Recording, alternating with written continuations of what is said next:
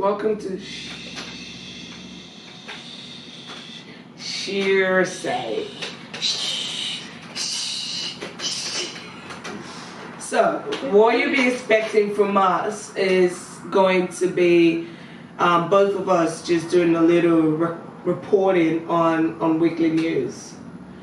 It would be, we read out the content and we just give our opinion. Just to let you know, disclaimer that this opinion is our opinion. And everything is just for entertainment purposes only. That's right. And any likeliness to persons, real or imagined, is unintentional and purely coincidental. Don't sue us. Amen. Okay. All right. So the first today on the news is going to be a news on our primary school students. There's this primary school in London. Or will I say the UK, because I'm not sure if the town is in London. So a primary school in UK has proposed that girls will be doing drama and cooking classes while the guys will be doing design and technology. Okay, so I have a lot of thoughts on this because first of all, I think that everyone should be doing cooking and design and technology and drama classes, girls and guys, because the sad truth is that all the gender roles are still perpetuated at home, and most girls learn how to cook with their moms, not guys. So really, if anyone should be learning that shit at school, it's guys. Yeah. How many grown men do you know that can barely make a piece of toast? That's not cute. It's not cute. It's sad. I met someone as a female in STEM.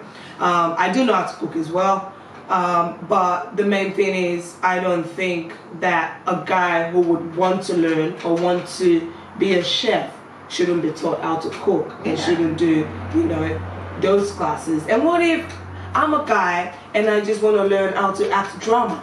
Yeah. Like, are you gonna segregate me from that because Downton Abbey says the lady stays in the kitchen and everyone else just the guy just go out and fend for the women? I don't know. That's how I feel about it. Mm-hmm. Okay, next this story is a very controversial topic. The title literally is Brisbane murder scene. Man dies in car fire with family. Yeah, that's what we've been reading. And I thought it was really, really sad that, man dies in fire. Like, how did that fire happen? So sad. Yeah, it is so sad. The man died in the fire. But then if you actually read the news, it is a man sets fire on his wife and kids. His ex-wife. Oh, his ex-wife. Ex-wife and kids. And kids in the car. And then kills himself. And then stabs himself. Yeah. So it's not man tragically dies in a fire with whole family. It's man murders wife and kids. Sorry, ex-wife and kids. And then kills himself. Yeah, after he stops the neighbors. He stopped the neighbors from trying to get them out of the car. So the neighbors didn't do nothing. And then when they were dead, he stabbed himself. And I'm just like, then the news should be a man murdered his ex-wife and his kids in fire.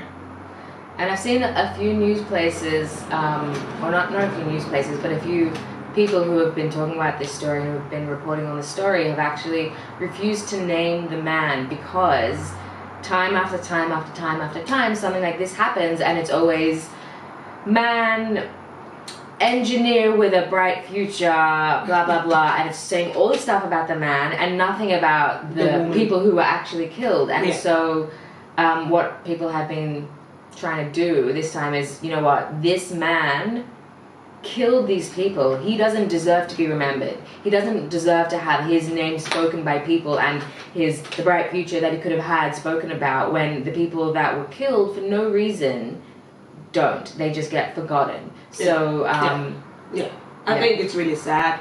I heard about it when I was training a client yesterday at the gym, and because she's a news reporter, and she told me about it, and we just stopped training and took a moment of silence, because it is really tragic to see that little kids who haven't started their lives yet, who are still in kindy and primary school, just see this tragic death of being lit up in fire in a car. I think it's just sad. And why? Because the man couldn't deal with being rejected by the woman because she didn't want to be with him anymore. Yeah, and she got custody of the kids.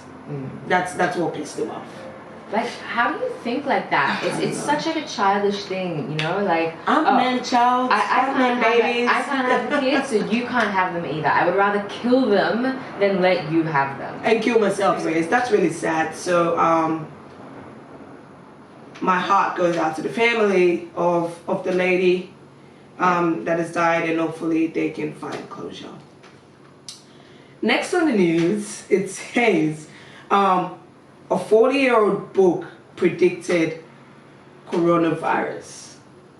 What do you think of that? Well, I think that there's a lot of science fiction which has become pretty plausible because, like, the main things that science fiction writes about, it's biological weapons, natural disasters, and going into space.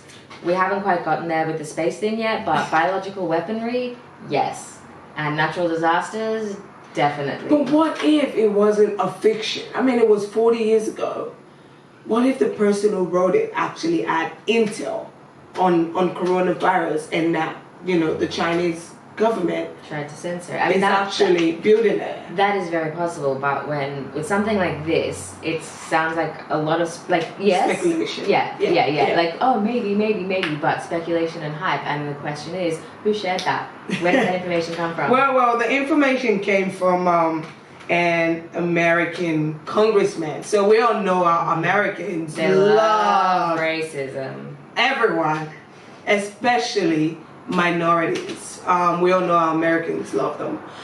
So an American congressman tweeted this saying that, you know, a particular chapter in this book spoke about how the Chinese government made this weapon, and how today, 2 miles away from the lab, was the first case of coronavirus. I just think it's a coincidence. Like, and the question that everyone's asking is, did the Chinese government actually release this to harm people? Is this a mistake? Is this intentional? Is this another Ebola case to wipe out humanity? I know this are all conspiracy theory, but like, we all stranger things have happened. Think about it. Yeah. Some way. And please stop avoiding Chinese people on the train. They're all nice people. Okay? This story, the next story is interesting. It says, former priest jailed for 8 years. That's the headline. What do you think when you see that headline? Catholic priest. Exactly. It's like, you see that it's been in the news that, you know, Catholic priests have been raping little boys, and we don't. I mean, some of them have been jailed for it, and some haven't. But then when I read that, I actually thought it was a Catholic priest, and I was like, oh, interesting, another one. Another one. And then it's like, it's not a Catholic priest, it's an Anglican priest. It's like you gotta read a few sentences and paragraphs to find out that this man has got a wife and 2 kids. And in the 70s, he raped a few girls, and now he's been jailed for, it was indicted for 4 counts of abuse or something, and now he's been jailed for 8 years. I don't think 8 years is big enough for screwing a child's life, to be honest. No. It's so not. Like 2 years per kid? Yeah, 2 years per kid. Bullshit. Yeah, that's bullshit. It's like, whoever you are out there is like properly traumatized from everything that has happened, and what the man gets, because he's an 81-year-old priest. It's 8 years. I don't think that's fair. I hope he dies before he gets out. Well, girl, that's a tough one to say. What if it gets natural causes? of natural causes in prison? The last news. This is gonna be an advice from us to you. All right, okay, wait, let me tell you the news first. Australian dollar. I don't know if you guys, I don't know, I like looking at the share market, and I like looking at numbers. I'm a numbers person. And yesterday we realized that the Australian dollar has dropped past what it was when the GFC, so global financial crisis, happened in 2009. What that means is the share market at the moment is pretty shit. if you've got some money saved up and you need advice about, you know, what shares to buy, hit me up on Instagram. But what we're trying to say with this news is, if you need a sugar daddy in London, this is the best thing to get. Don't you think? Oh yeah. You'll be getting way less bang for more buck with the exchange rate. Less bang. Less bang. Gotta say that again. Less bang for more buck, because right now it's almost £2. Are they using pounds now? No, they use euros. Yeah, they never use euros. It was always pounds. Didn't they use euros? No.